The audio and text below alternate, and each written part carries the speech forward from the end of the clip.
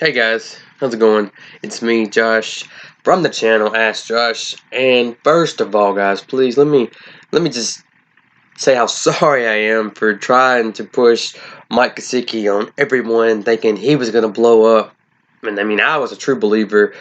And if you picked him up and you played him, I'm truly sorry, because if you like me, every single league that I was in, I played him that I could get him, and I lost because of it. So I know the pain. Trust me. Trust me. I know the pain. Even in my FanDuel lineups, I played him in every one of them. I thought it was the best play. It looked on paper to be the best play. Mad at myself. Sorry about that, guys. That won't happen again. On the other hand, there is a guy who is probably not owned. Maybe if the Freeman owner was smart, maybe. But talking about Brian Hill, running back from the Falcons. Go try to look at him and see if he's out there. That might be somebody worth to go check out. And with Freeman out for like 2 weeks, 2 or 3 weeks, could be a good spot. Who knows? Maybe you can get him and he might go off 1 week and you can flip him. Who knows? This is what we do. Another one I want to talk about is Marlon Mack, guys. And I'm going to feature this a little more in the sale. Yeah, I said it. Sale Marlon Mack. You're going to hear it later. But let's go ahead and just move on into the sale. Let's transition to that. First on this list, I got Joe Mixon. Now, Joe Mixon finally had him a game. He had a pretty good game. I think he finished like second on this week in fantasy running backs. It's partly because of the whole Andy Dalton benching. Yeah. And what they did was able to do, I mean, he gave you pretty productive work. I mean, I know people probably didn't play him because it was the Ravens. I wouldn't have played him either. But yeah, if you can try to take him and flip him what you made off of this week, I would do it in a heartbeat. Another one is I'm probably featured him before, and I got this feeling that something's gonna happen to Aaron Jones, and I hope it don't, because I got him in Dynasty, and I don't want it to happen to him, but I just feel like something's gonna happen to him. He's putting up great numbers. I mean, at least 2 touchdowns in the past couple of weeks. I mean, come on. Yeah, what more can you ask for in like a 4th or 5th round guy that you drafted? He's being a number 1 right now. I got a feeling. You know, when you get that gut feeling on something, it just happens. Dude. I don't know. I hate it. I don't want to ruin it for him. I really don't. But I got a feeling. Number 3, Marlon Mack. Here we go. I mentioned this a little bit earlier. Marlon Mack, he hasn't been doing bad at all. He's actually been producing right about where you drafted him, if not better. The reason why I'm saying sell him now is because he has the absolute worst fantasy playoff schedule. He is playing like the top, I think right now, if you look at it, it's like top 8 run defenses. And I mean, it's just not going to look pretty. I think he's got New England, he's got the Ravens, and I think he either has Chicago or the 49ers. Anyway, either one, doesn't matter. Do not want him. His schedule gets tougher. You don't want this on your team. You need to sell him while you can. He is a big sell, fire sale. Get rid of him.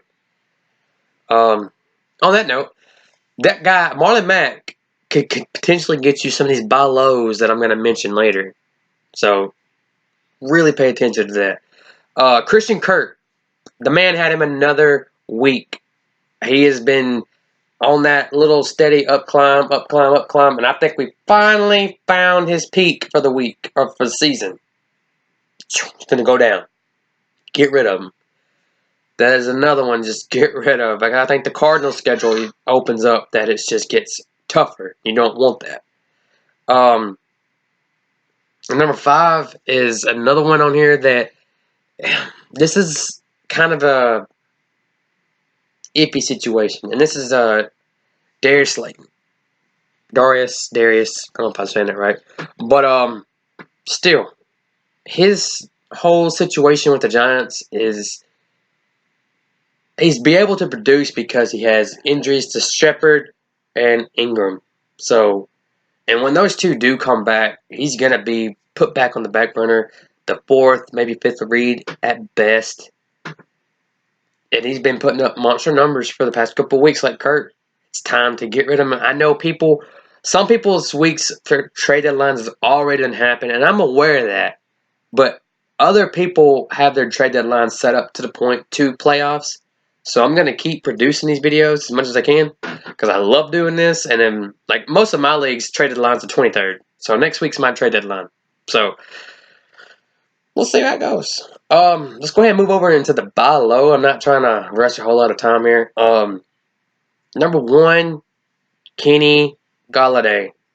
We don't know how long Matthew Stafford's going to be out. We really don't. And if you're going to the playoffs and you're banking on Golladay, I'm sorry. Right now, I don't see it. Like, I really don't see it right now, depending on how long Stafford's going to be hurt. This is what I'm saying. Hear me out on my reasons before you click away with this, because I'm telling you, this is what just doing a lot of looking into this, and Golladay is going to be great down the road a little bit. And I'm talking about a little bit as you get into your playoffs. But right now, we don't know the uncertainty of Stafford, and this could scare away some of the owners. Some of the owners may want to get rid of him. This is where you come in, you take your chance, you get him, and let's see what he can do. He had a pretty good day on the week. I mean, sorry about that. He had a pretty good week. So, I mean, it's very possible. Number 2, it's all big names on this list, by the way. Juju Smith-Schuster. Yeah. Juju didn't really have much of a big game. He had like 6 targets, 7 targets, but he only caught 4. He was going against Jalen Ramsey. Come on. People are going to freak about this. He's a great player. Great. I like Pittsburgh's schedule into the playoffs. I believe he's a good sleep candidate that's going to help you. He can help you win. And some of the owners may be trying to pull the gun and get out of this as quick as they can.